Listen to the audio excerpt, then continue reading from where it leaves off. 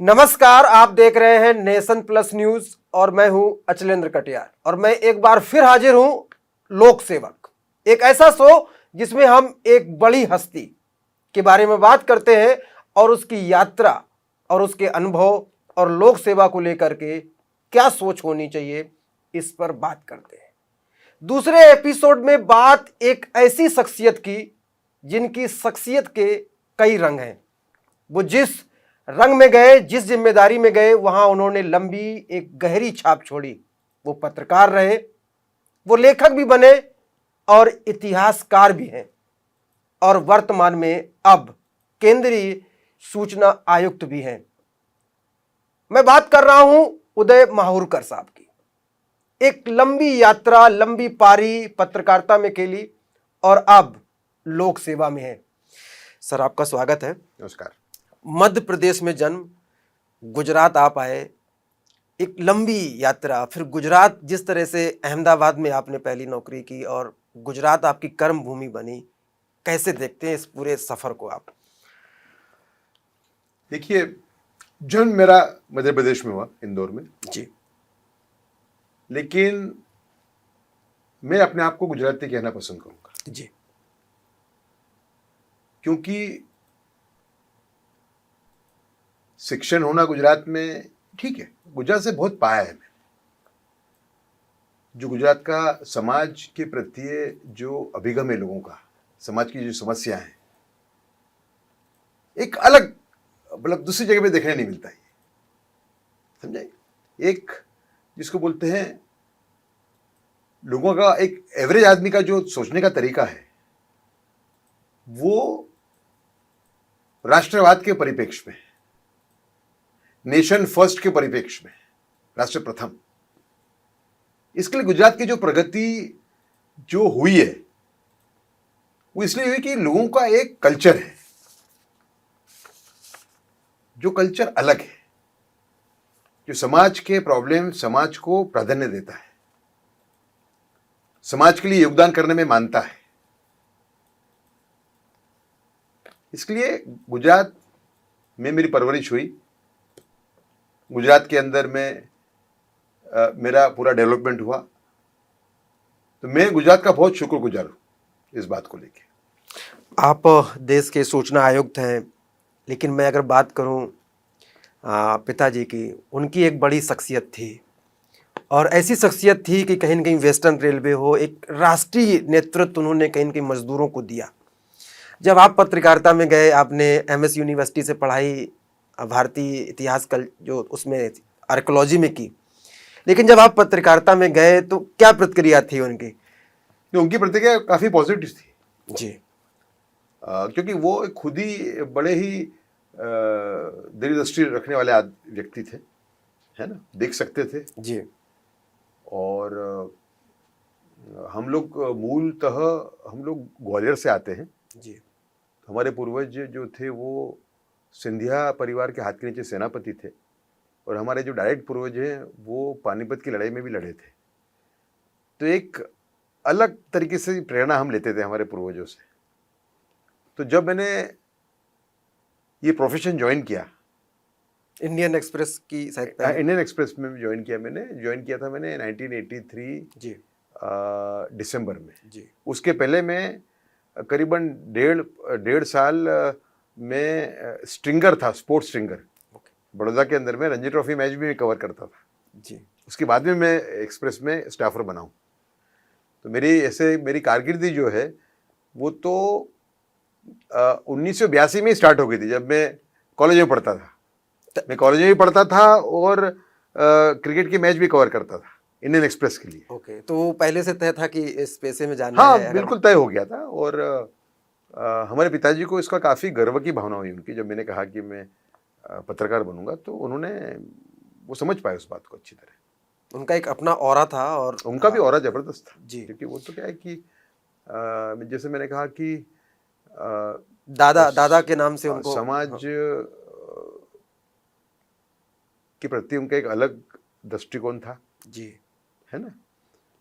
और काफ़ी उसके लिए बलिदान में उन्होंने दिया, समय का बलिदान दिया और बड़े स्वच्छ व्यक्ति थे। पब्लिक लाइफ में स्वच्छ रहना बड़ा ये बड़ी बड़ी डिफिकल्ट काम है। बड़ी चुनौती भारत है। के जी, जी। भारत के पब्लिक लाइफ में स्वच्छ रह पाना बड़ा एक चैलेंज है। जी। पत्रकारिता में आप रहे, फिर आप इंडिया टुडे ग्रुप में गए और एक वहाँ पे एक बहुत लंबी पारी आपने खेली। मैं सीधे जब इंडिया टुडे में आप काम कर रहे थे, आप उन पत्रकारों में से एक हैं जिन्होंने बहुत पहले, मैं कहूँ कि 2001 के आसपास आपने ये महसूस कर लिया था अपने नॉलेज से कि गुजरात में एक राष्ट्रीय नेतृत्व आगामी दिनों के लिए पनप रहा है। मैं प्रधानमंत्री नरेंद्र मोदी की बात कर रहा हूँ। आपने कहा गुजरात की एक अलग आबो हवा है, यहाँ पे लोगों में नेशन फर्स्ट की भावना है, लेकिन आपने बहुत पहले भांप लिया कि नरेंद्र मोदी के तौर पर एक राष्ट्रीय नेतृत्व उभर रहा है। ये बिल्कुल सही बात है। और दूसरी चीज़ आपने बयां भी किया उसको। मैं आपने बहुत लंबे समय तक देखा है प्रधानमंत्री मुख्यमंत्री के तौर पर, उनको कौन सी वो बातें हैं जो उनकी शख्सियत को अलग बनाती हैं? एक तो बहुत ही कुशल संगठक और रणनीतिकार जी। और साथ के अंदर राष्ट्रीय परिप्रेक्ष्य में, आप समझिए इस बात को, जो जबरदस्त रणनीतिकार होते हैं वो जो नेशनल एम्स है उसको कहीं ना कहीं भूल जाते हैं। जी। समझे आप? तो ये एक जबरदस्त रणनीतिकार थे, जबरदस्त संगठक थे, और समाज के अंदर क्या खामियां हैं उनको कैसे सुधारना चाहिए, इस विषय पे उनके पास बड़े इनोवेटिव विचार पहले से थे। जब जब माननीय नरेंद्र भाई जब राज्य शासन में जब उनका दाखिला हुआ, जी, है ना, तो मेरे मन में बहुत कम शंका थी कि वो सक्सीड नहीं होंगे, क्योंकि एज ए राजकीय संगठक, उसके पहले एक समाज संगठक के रूप में भी कह सकते हैं, अगर वो बीजेपी के पहले जो थे आरएसएस, वो भी उनको एक एक्सपोजर था। जी, बतौर प्रचारक। जी। तो हम बतौर प्रचारक के, तो मैं इनसे पहली बार मिला था, ये बड़ा बड़ा संजोग था। किरीट भट्ट नाम के बहुत बड़े पत्रकार थे बड़ौदा के। जी। मेरा इनिशियल ट्रेनिंग उनके हाथ के नीचे हुआ। ओके। है ना। बाद में थोड़े से वो एक सूडी सेकुलर थोड़ा उनका वो हो गया था अभिगम, लेकिन वो बड़े ईमानदार पत्रकार थे। मैं वो यहाँ से फिर जब मैं अहमदाबाद गया तो वहाँ पे एक्टिंग चीफ रिपोर्टर बन के आए। एक दिन उन्होंने मुझे कहा, मेरे ख्याल से मार्च 1987 की बात होगी, मार्च अप्रैल या फरवरी, एकदम महीना याद नहीं, पर 87 की बात है। उन्होंने कहा कि मार्केट बड़ा एक ऊर्जावान व्यक्ति आया है भाजपा में, जिसका नाम है नरेंद्र मोदी, संगठन मंत्री के रूप में आए हैं, हमें उनको मिलना चाहिए। ओके। आप चलोगे शाम को? ये न्यूज रूम की डिस्कशन हाँ, थी।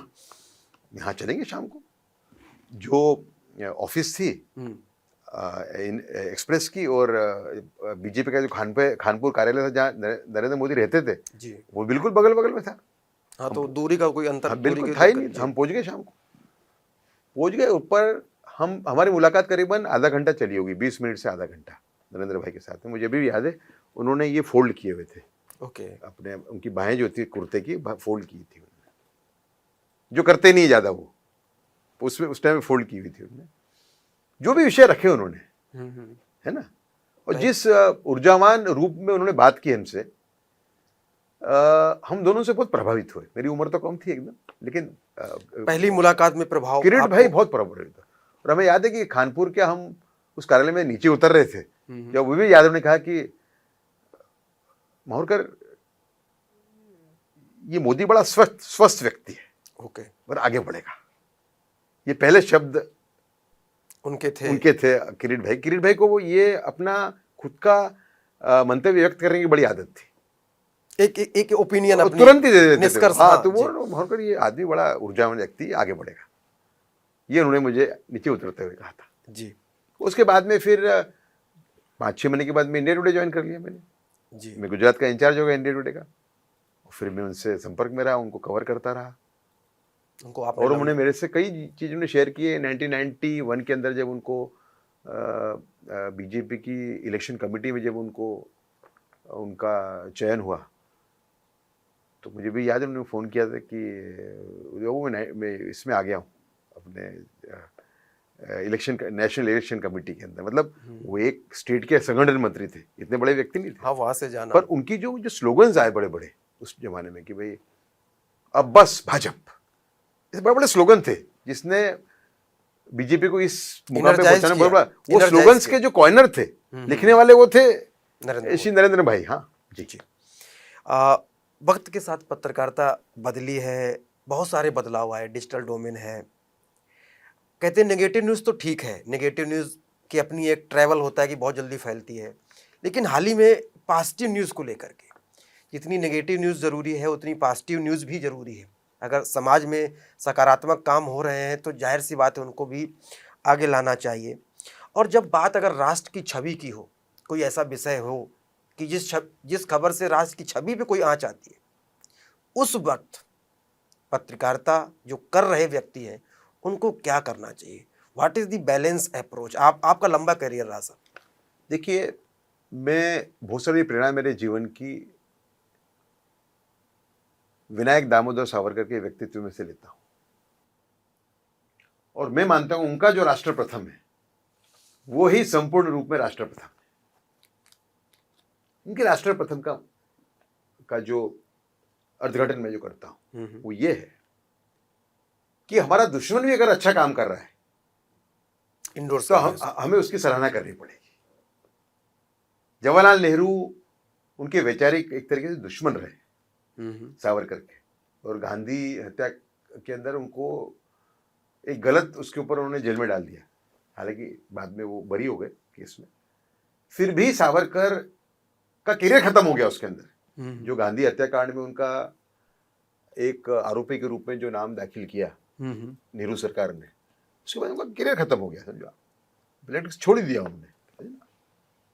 लेकिन फिर भी अच्छा, नेहरू की क्रिटिसिज्म करते रहते थे, पर नेहरू जी ने अगर दो स्टेप अच्छे लिए तो तारीफ भी करी, तो वो तारीफ भी करते थे। मैंने अभी जो किताब लिखी मेरी, अभी नई किताब जो मैं और मेरे जो सहलेखक चिरायु पंडित जी, अपने चिरायु पंडित जी, उसमें हमने पाया कि कितना बड़ा व्यक्तित्व है ये, अनएक्सप्लोर्ड पर्सनैलिटी है। और हाँ, मतलब बहुत बड़ा व्यक्तित्व। वो कहते थे कि ये अपोजिशन शब्द ही गलत थे, विरोध पक्ष, इसको बोलना थी माइनॉरिटी पार्टी। ओके, विरोध पक्ष से पूरा एक दुश्मनावट वाला पूरा वातावरण खड़ा होता है, ये देश के हित में नहीं है।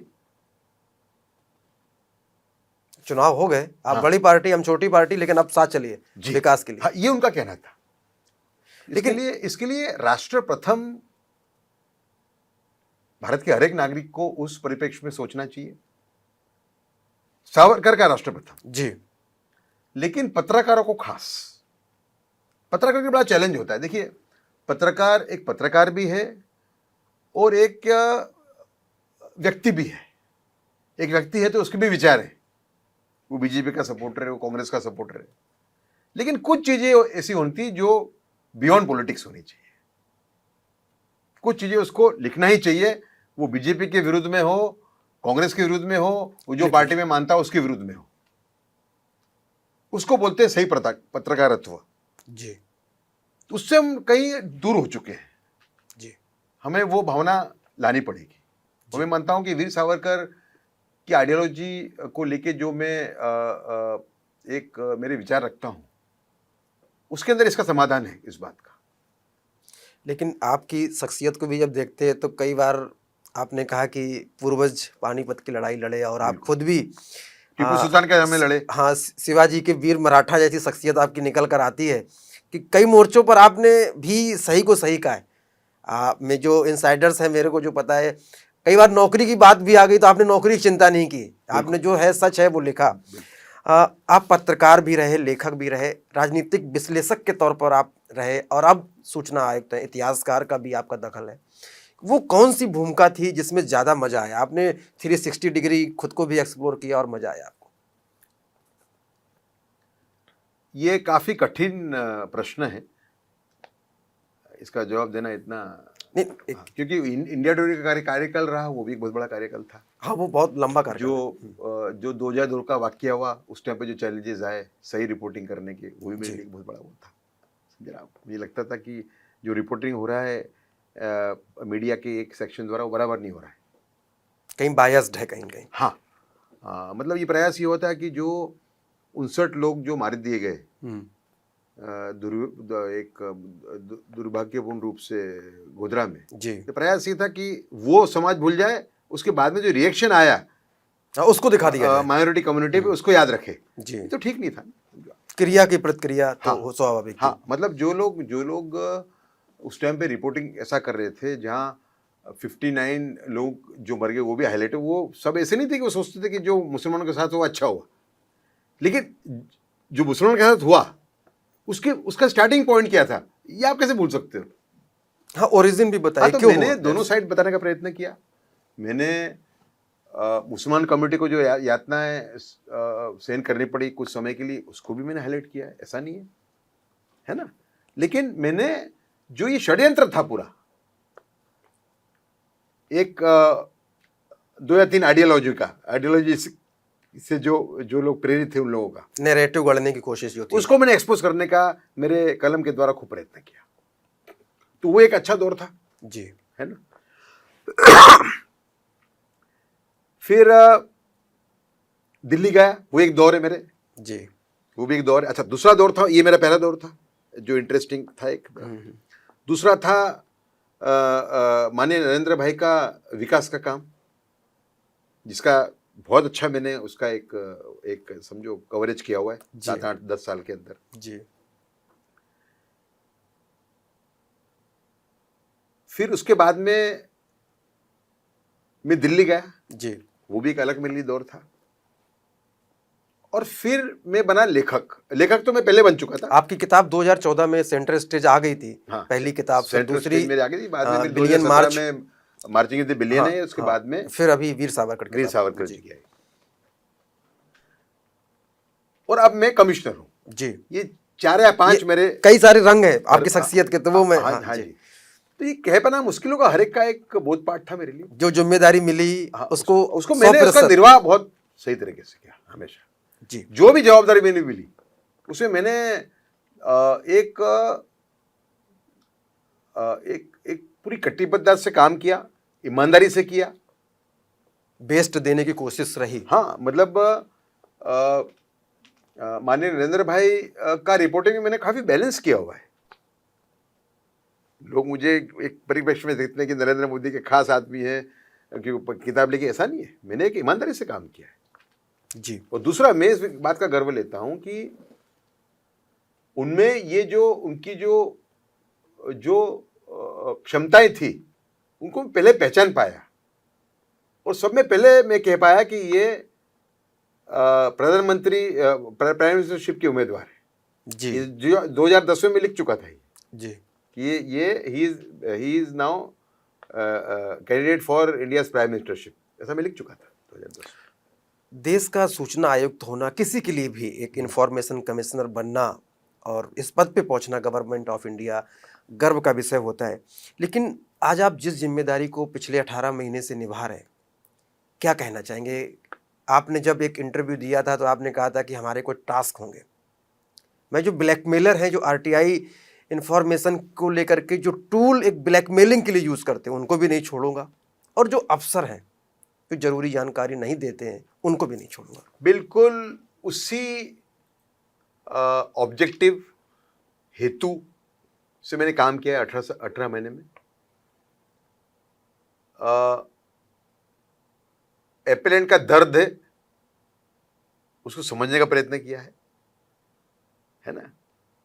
और एपेलेंट अगर कोई ऐसी प्रवृत्ति कर रहा है एप्लीकेशन फाइल करके, मैलिशियस उसकी अप्रोच है, उसको भी उसको पहचान के उसको बोधपाठ देने का प्रयत्न किया है। मैंने हमने ऐसा भी कहा है लोगों की, देखो भाई ये जो आरटीआई का जो प्लेटफॉर्म है ये बदला लेने का प्लेटफॉर्म नहीं है जी। ये बात हमने हमारे ऑर्डर्स में भी कही हुई है, और कई ऐसे राष्ट्रहित में ऑर्डर हमने पास किए हैं। और समय बड़ा कि एक पेंडेंसी का बहुत बड़ा मुद्दा था जी, उसमें बहुत बड़ा योगदान हमने दिया। गए 1 साल के अंदर 5,056 अपील, ये रिकॉर्ड है। 16 सालों में रिकॉर्ड बना। 16 साल का रिकॉर्ड है ये जी। हाँ जी बिल्कुल। और इसमें कई लैंडमार्क जजमेंट्स हैं। पावर सेक्टर के हमारे जजमेंट्स इतने अच्छे पावर सेक्टर को लेके जी। समझे ना, पावर सेक्टर जो है, जी। ऊर्जा ऊर्जा विभाग जो है ऊर्जा, क्षेत्र, हाँ, जी। ऊर्जा क्षेत्र के अंदर जो करप्शन होता है उसका कोई को मालूम ही नहीं, टेक्निकल है पूरा और बड़े बड़े लेवल पे होता है। तो ऊर्जा क्षेत्र के अंदर जब पारदर्शिता की बात आती है तो मेरी जो कोर्ट है उसने एक स्ट्रॉन्ग स्टैंड लिया हुआ है।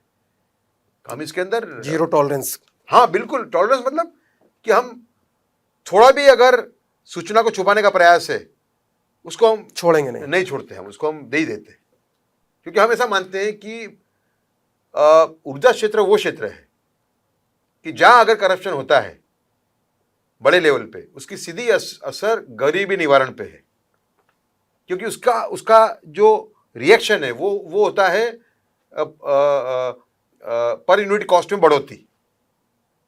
वो कौन भरेगा? अगर वहाँ करप्शन है तो बिजली महंगी होगी, वहाँ किसी किस्म करप्शन है तो ये तो गरीब निवारण पे हो गया ना पूरा। जी जी जी। आज 10,000 रुपये अगर मेरी सैलरी है और 1,000 रुपये बिजली पे जाता है तो कल से अगर वो 1,300 रुपये हो गया तो 10,000 में मेरा निर्वाह करने का वैसे ही मेरे को तकलीफ हो रही है, साथ में ये हो जाए तो आप समझे एक्स्ट्रा बर्डन कहीं न कहीं आएगा। ये एक जजमेंट, आपने जजमेंट की बात कही, बहुत सारे लैंडमार्क जजमेंट आपने बोले, एक मैन्युस्क्रिप्ट से जुड़ा हुआ एक जजमेंट आपका काफ़ी चर्चा में रहा कि कई लाख मैन्युस्क्रिप्ट थी और उसमें 80,000 ही पब्लिक डोमेन में थी। वो क्या जजमेंट रहा जिसको लेकर के आपने एकदम कहा कि सारी मैन्युस्क्रिप्ट लाइए, क्योंकि इतिहास से जुड़ा मामला है, अगर चीज़ें बाहर आएगी तो देश का बहुत बड़ा इतिहास लोग जानेंगे। जी, ऐसा हुआ कि धवल कुमार पटेल करके एक IAS ऑफिसर है जो वर्तमान में गांधीनगर के म्युनिसिपल कमिश्नर हैं जी। उनकी एक एप्लीकेशन मेरे पास आई कि भाई नेशनल मैन्युस्क्रिप्ट मिशन है, उन्होंने सरकार के खर्चे से कई हजार लाखों पांडुलिपियां जो हैं मैन्युस्क्रिप्ट से जी उनको डिजिटाइज किया है। जी, डिजिटल कर दिया। उनका कहना ये था कि वो संस्कृत स्कॉलर हैं धवल कुमार जी, उनका ये कहना था कि भी अगर सरकार के खर्चे से ये काम हुआ है तो फिर ये पब्लिक डोमेन में आना चाहिए जी रिसर्चर्स के लिए। तो ये मुद्दा मेरे सामने आया, उनको जवाब ढंग से मिला नहीं वहाँ से जो जहाँ पे उन्होंने RTI फाइल की तो वो फिर मेरे पास आया। तो मैंने जो डायरेक्टर साहब है उनको ही बुलाया हियरिंग के अंदर और मैंने उनसे कहा कि भाई टोटल आपने कितनी मैन्युस्क्रिप्ट डिजिटाइज की है?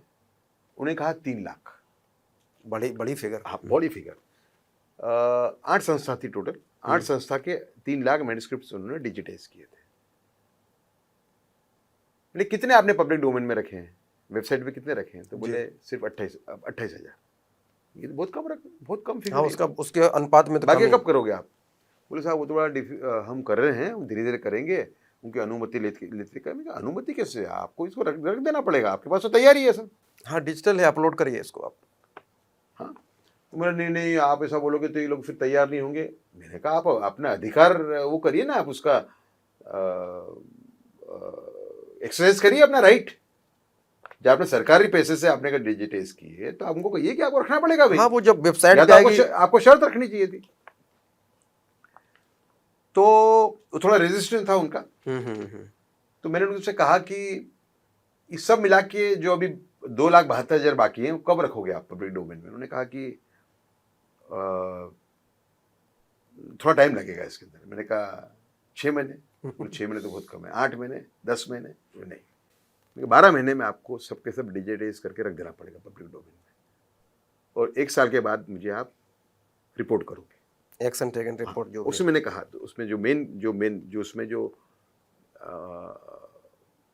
उसका जो अपशॉट है पूरे ऑर्डर का वो ये है जी। मैंने कहा उसमें मेरे ऑर्डर में डिसीजन में कि मैन्युस्क्रिप्ट वो सरकार की हो या निजी संस्था की हो, वो राष्ट्रीय संपत्ति है जी। क्योंकि जिन लोगों ने उन निजी संस्थाओं के लिए योगदान दिया था उसका हेतु था राष्ट्रीय धरोहर को बचाना जी। इसके लिए ये नेशनल प्रॉपर्टी है। ये एक मैंने बहुत अच्छा जजमेंट पास किया था। कहीं न कहीं आपने इतिहास की पढ़ाई करी, वो चीज अहमियत भी आप समझ पाए। हमें लग रहा है वो चीज भी काम आई कहीं न कहीं। क्योंकि इतिहास देखिए ऐसा है कि मैं जो इस मुकाम पे आज खड़ा हूँ जी, जो भी थोड़ी बहुत उपलब्धियां मेरी हैं उसमें इतिहास का बड़ा रोल है। मैंने इतिहास में से बोधपाठ लिया है। इतिहास के अंदर जो मेरे पूर्वजों का जो योगदान था जी उसमें से भी मैंने प्रेरणा ली है। तो इतिहास मेरा एक तरीके से मेरा जहन के अंदर एक ड्राइविंग फोर्स है। जी। सूचना के अधिकार को कहीं न कहीं यूपीए सरकार तब के प्रधानमंत्री मनमोहन सिंह लेके आए, लेकिन कहीं न कहीं अगर ट्रांसपेरेंसी की अगर हम बात करें तो ट्रांसपेरेंसी जो है प्रधानमंत्री नरेंद्र मोदी की रिजीम में सुनिश्चित हुई। कैसे देखते हैं इस उपलब्धि को कि पूरा सिस्टम अब ट्रांसपेरेंट है आरटीआई का? नहीं, वो तो मेरी जो दूसरी किताब है मार्चिंग विद द बिलियन, उनके 3 साल के कार्यकाल पे जी एज प्रधानमंत्री, उसमें बहुत अच्छी तरह बयान की गई है।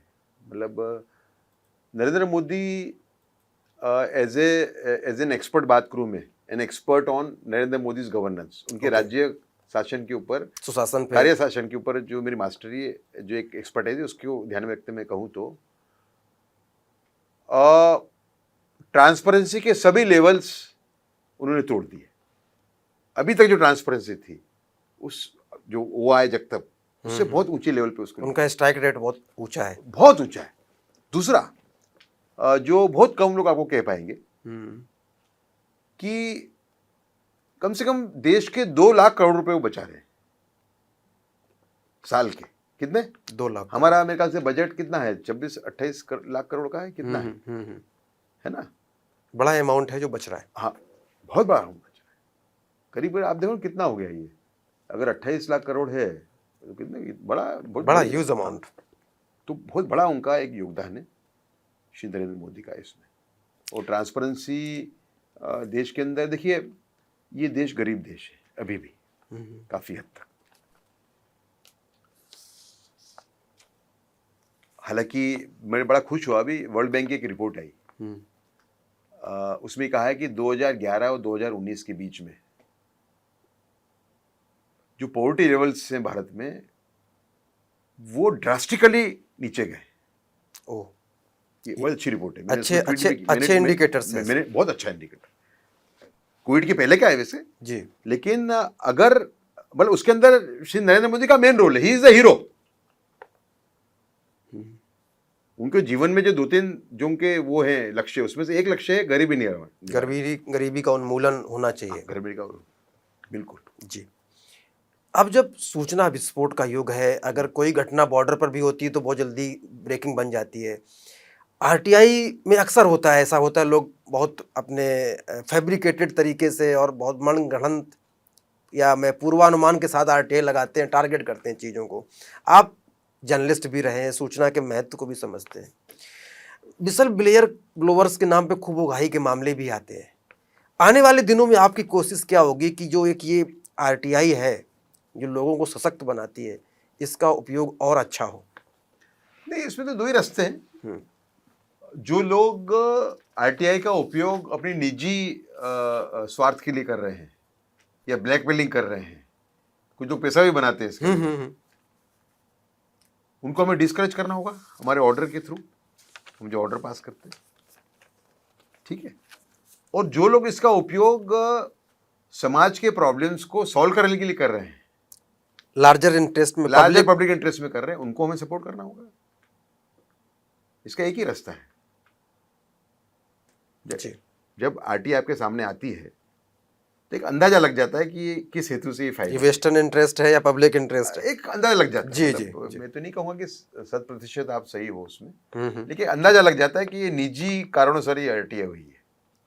इसके लिए मैं पूछता हूँ, जो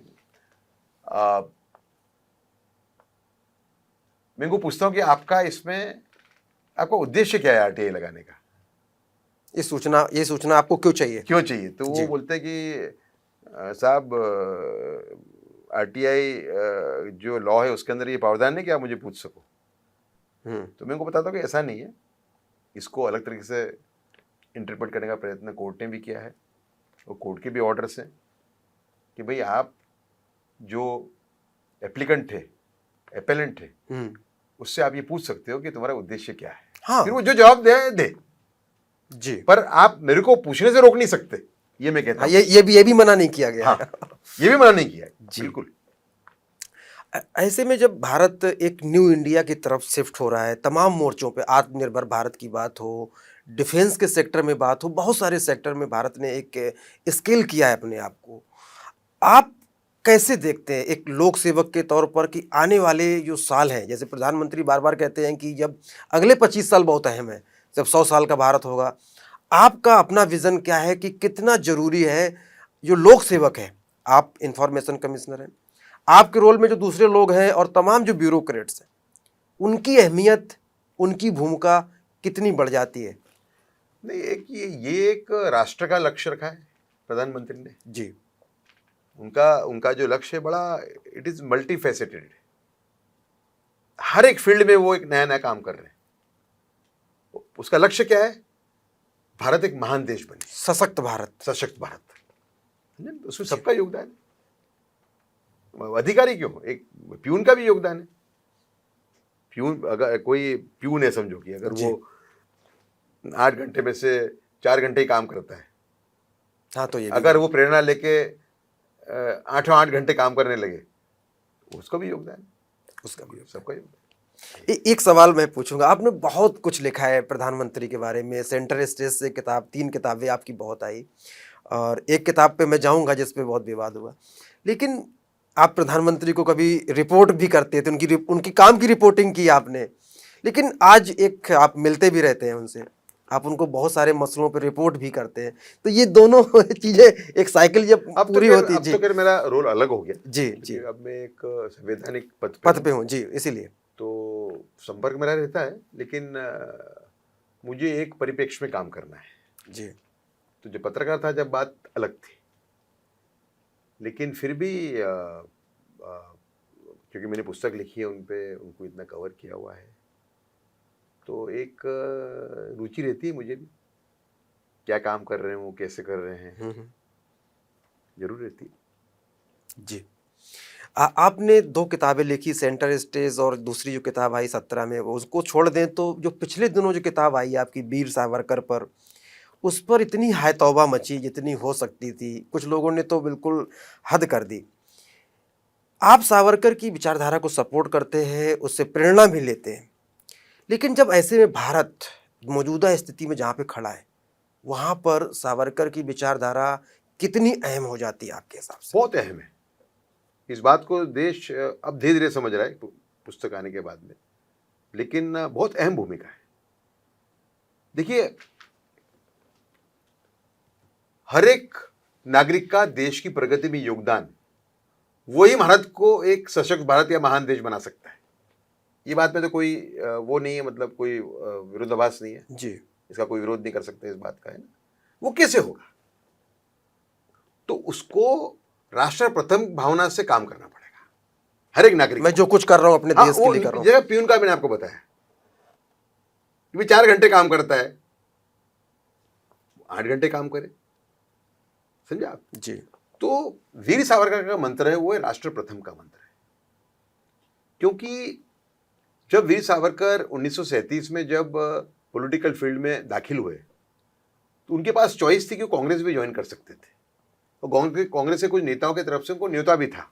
सुभाष चंद्र बोस हैं, आपके एक अच्युतराव पटवर्धन थे, एसएम जोशी थे। इन नेताओं ने वीर सावरकर को कहा था कि आप कांग्रेस ज्वाइन करें, कांग्रेस को बल मिलेगा। ठीक है। उस टाइम पे सावरकर ने क्या कहा? सावरकर ने ये कहा कि कांग्रेस मुस्लिम तुष्टीकरण के रास्ते पे इतनी आगे बढ़ चुकी है, उन्होंने उस चीज को उस दौर में भाप लिया था कि उसका वापस आना नामुमकिन है ना।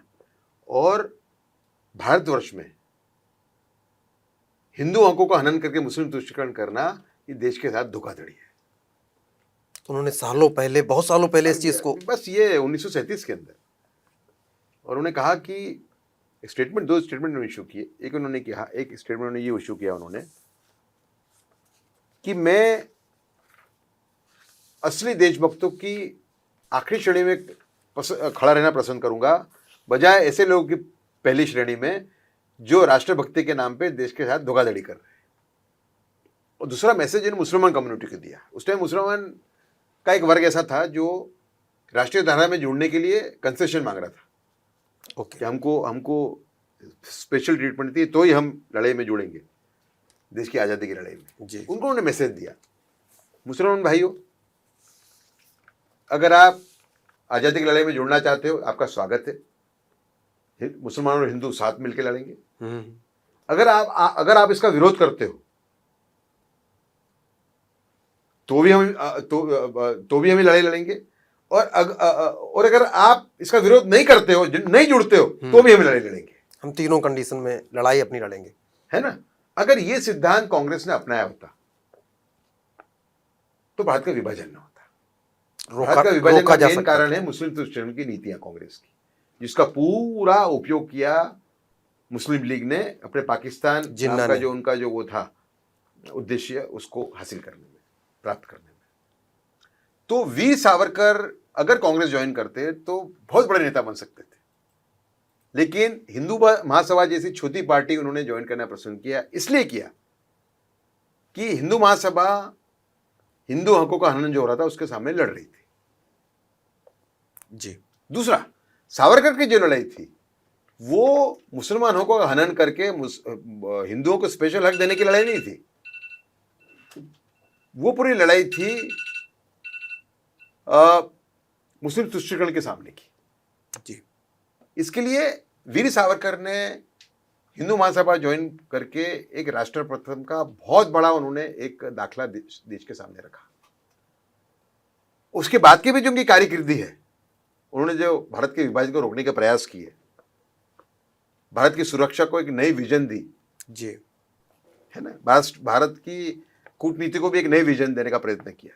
भारत ने स्वीकारा नहीं उस टाइम पे, अब स्वीकार रहा है भारत। अब रेलेवेंस उसकी है और उसको उस पर काम हो रहा है। कहेंगे प्रधानमंत्री नरेंद्र मोदी के आने के बाद आपको लगता है कि उस दिशा में अब काम हो रहा है, जो वीर सावरकर जी जो चाहते थे, जिस तरह की बातें उन्होंने कही, कहीं न कहीं पीएम मोदी की लीडरशिप में कहीं न कहीं उन चीजों में अब काम हो पा रहा है। बिल्कुल, हमारा फर्स्ट चैप्टर ही है। हमारा जो फर्स्ट चैप्टर है वो है इंट्रोडक्शन है, और उसका जो शीर्षक है वो है dawn of the Savarkar era, Savarkar era का उदय। ये हमारा पहला चैप्टर है। तो 370 हटाना है ना जी। फिर ऐसे लोग जो देश के अंदर धर्मांतरण के लिए प्रयत्न कर रहे हैं, लव जिहाद का कानून हो चाहे, उनके सामने कुछ टाइप की रोक लगाना। 3 तलाक भी खत्म। हाँ, 3 तलाक किया उन्होंने। और दूसरा, राम मंदिर के द्वार खुलना। जी। मैं तो राम मंदिर को मैं रिलीजियस मामला नहीं मांगता हूँ, आस्था से जोड़ा, मैं उसको आस्था का और एक सेक्युलर मामला है वो, तो सांस्कृतिक। हाँ, मतलब अगर हजारों मंदिर टूटे, जी, ये सच है, ये हिंदुओं के, उसके सामने अगर हिंदू अपनी 3 जगह मांग रहे हैं, काशी, मथुरा और अयोध्या, क्यों नहीं मिलनी चाहिए? वो भी पाकिस्तान दे दिया आपने। जो मुसलमान देश, हमारे भारत देश के जो मुसलमान पाकिस्तान मांग रहे हैं उनको मिल गया। तो फिर पाकिस्तान देने के बाद में हिंदुओं का जो मेन हक नहीं देना, हो तो गलत बात है। नहीं जी, बिल्कुल। एक आखिरी सवाल हम क्लोज करेंगे। इन दिनों उदय भाई क्या कर रहे हैं? क्या आने वाले दिनों में, आपने 3 किताबें लिखी, 4थी किताब पे काम चल रहा है, आने वाले दिनों में? जी, काम तो शुरू हम करेंगे हम जी, पर हम अब जो किताब करेंगे वो शिवाजी पे करेंगे, छत्रपति शिवाजी पे। जी। क्या वो 1000 वर्ष के समय बड़े भारतीय शासक थे? ये उसका एक शीर्षक हो सकता है उसका। उसमें हम ये बताएंगे कैसे उन्होंने चाणक्य नीति जो मृत पाई थी उसको मध्यकाल में पुनर्जीवित किया। जी। कैसे उन्होंने गुड गवर्नेंस के सिद्धांत रखे, समझे ना। ऐसी कई चीजें हमने उनकी ढूंढ निकाली है, जो हमने जिस पे अध्ययन किया है। और दूसरा कि सबसे बड़ी बात जो लोग जानते नहीं देश के अंदर, कि जब उनका स्वर्गवास हुआ 1680 में, जब वीर सावरकर और छत्रपति शिवाजी का जो राज्य था उसके बारे में लोगों को बहुत कम जानकारी है। उनका राज्य जो था उसकी लंबाई, जब उनका देहांत हुआ उसकी लंबाई थी 1600 किलोमीटर। जब देहांत हुआ उनका, उसका आरंभ होता था वलसाड़ प्रांत से, हमारा जो वलसाड़ जिला है जी, दक्षिण गुजरात का जी, और वो जो पट्टी थी, वो जो एक पट्टी थी, वो चौड़ाई कम थी उसकी, लेकिन महाराष्ट्र होती हुई महाराष्ट्र, कर्नाटक, आंध्रा, तेलंगाना आंध्रा होके वो तमिलनाडु के में जाके मद्रास के आगे 200 किलोमीटर आगे जाके उसका अंत आता था। ये लंबाई 1600 किलोमीटर की है। कितनी? 1600 किलोमीटर। 1600 किलोमीटर की। देखिए, काबुल से या मध्य एशिया से जो आक्रमणकार आए जी, और भारत में जिन्होंने मुस्लिम राज कायम किया, उनकी हम खूब सराहना, कभी कभी सराहना करते हैं कि भाई इतनी दूर से आए और कितने बड़े पुरुषार्थी थे। उनकी चीजों को बखान करते हैं जी। हाँ, पुरुषार्थ था इनमें। ठीक है, आपको याद रहे कि काबुल से दिल्ली की जो लंबाई है वो मात्र 1300 किलोमीटर है। कितनी? 1300। घुर, जहां से मोहम्मद गोरी ने आके दिल्ली में मुस्लिम राज कायम किया, वो घुर की जो लंबाई है दिल्ली से, वो 1525 किलोमीटर है। छत्रपति शिवाजी के राज्य की लंबाई से 1600 कम है जी, उससे कम है। तो हमें हमारे जो महापुरुष हो गए, राष्ट्रीय नायक है, उनको भी हमें एक अलग परिप्रेक्ष्य में देखना पड़ेगा। हमारे इतिहासकार हो गए, अच्छे इतिहासकार हो गए हमारे पास, लेकिन वो भी कहीं कहीं चूक गए ये दृष्टि देश को दिखाने में। जी बिल्कुल जी। तो ये थे उदय माहूकर, जिनकी शख्सियत के कई रंग हैं। इतिहास की पढ़ाई एमएसयू बड़ोदरा में की, पत्रकारिता की शुरुआत इंडियन एक्सप्रेस से की और फिर लंबी पारी इंडिया टुडे ग्रुप में खेली, और उसके बाद एक लेखक, राजनीतिक विश्लेषक, इतिहासकार, और हाल ही में वीर सावरकर को किताब जो लिखी उसको लेकर के देश में एक राष्ट्रीय स्तर पर विमर्श हुआ। पहली बार इस किताब ने वीर सावरकर को सही तरह से समझाने की भी कोशिश की। आज वो भारत सरकार के सूचना आयुक्त हैं और लोक सेवा के दायित्व को निभा रहे हैं। आपको ये पूरा शो कैसा लगा कमेंट बॉक्स में लिखिए, और इस वीडियो को लाइक, सब्सक्राइब और शेयर करना बिल्कुल मत भूलिए। हम फिर हाजिर होंगे, फिर एक हस्ती के साथ, लोक सेवक के नए एपिसोड को लेकर के। तब तक आप देखते रहिए नेशन प्लस न्यूज।